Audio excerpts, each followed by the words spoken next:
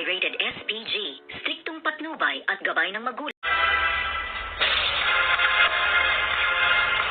Good evening and welcome sa aking munting channel, at dito nga ay masayang nagkakakwentuhan at habang nagluluto ng kanilang masarap na hapunan ang kagrupo nito ngang si Tanggol, at dito nga ay nagkabiruan pa sila na susuportahan daw nila ang kanilang isang kasama sa pagluluto niya at hindi lang ang kanyang pagkanta, at dito nga ay masaya silang mga nagkakatuwaan, ngunit walang kaalam-alam na meron palang darating na isang mabigat na problema sa kanila, at dito nga ay ang utos nga nitong si Bong na pag-alis nga nila at paglabas nila ng selda, gusto ni Bong pagbalik nila ay wala na ang grupo nitong nga si Tanggol, at dito nga ay nagkaroon nga ng riot at ang kagrupo nga nitong si Tanggol, lahat sila ay bumagsak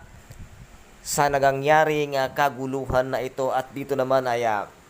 habang nasa may CR nga itong si Tanggol at umihi nga siya, pagbalik niya ay mayroon ng kaguluhan, at dito ay galit na galit at nagwawala itong si Tanggol, kung kaya't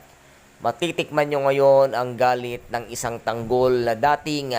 taga Quiapo, at ngayon ay humanda kayo sa hagupit ng kanyang ganti dahil binugbog nyo ang mga kasamahan niya, at lalong-lalo na ikaw Bong, humanda ka sa pagbabalik mo dahil buhay mo ang sisingilin ni Tanggol. Hindi nyo kilala ang kanyang tapang at tikas ng isang Tanggol, at dito naman ay tinanong na nga itong si Noy, si Marites, kung natawagan na nga daw ba niya itong si Beng dahil pakiramdam nga ni Noy ay merong malaking sikretong itinatago nga itong si Beng sa kanila, at sa tunay na pagkatao nga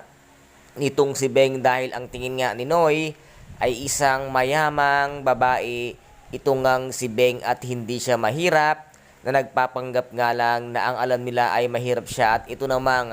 si Roda ay tuluyan na ngang nawala ang lahat sa kanya, ang pera at ang bahay niya ngayon. Hindi na alam ni Roda kung saan siya sisilong at kung saan siya makikituloy dahil nga sa sobrang yabang nitong si Roda. Kaya't ayan, kinarama tuloy ang si Roda, nawala ang lahat ng pera niya, natupok sa isang iglap na sunog lamang. And guys, ito po ang ating pakaaabangan dito nga sa tinaguriang pambansang teleserye FPJ, ang Batang Quiapo. At kung nagustuhan po ninyo ang aking video for tonight, paki-subscribe na lamang po ng aking channel, paki-like and share para maging update kayo sa lahat ng gagawin kong video. Maraming salamat po. Ingat, God bless, and